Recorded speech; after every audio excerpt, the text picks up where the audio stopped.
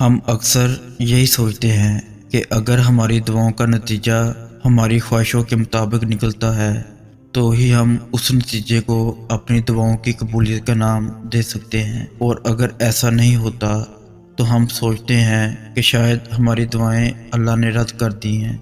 حالانکہ دعائیں تو کبھی بھی نامراد نہیں لٹائی جاتی۔ جو دعا جیسے ہمارے حق میں بہتر ہوتی ہے، اللہ ویسے ہی اسے قبول کرتا ہے۔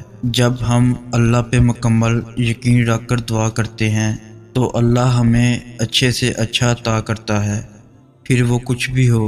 ہم کبھی کبھار اپنے لیے وہ چیز چاہتے ہیں جو ہمیں فی الحال سکون میں رکھ سکے، لیکن اللہ ہمیں وہ دیتا ہے جو ہمارے لیے آگے بھی سکون کا باعث بنے۔ ہم اکثر عارضی خوشیوں کی چاہت کرتے ہیں، لیکن اللہ ہمیں لائف ٹائم کی خوشیاں دینے والے وسیلوں سے نوازتا ہے۔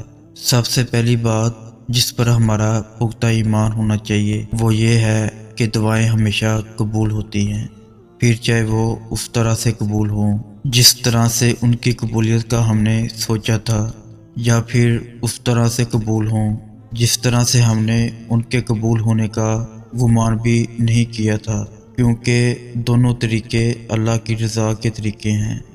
دعاؤں کی قبولیت میں صرف اچھے کا گمان رکھا کرو اور ہر قسم کے وسوسوں سے خود کو آزاد کر دو۔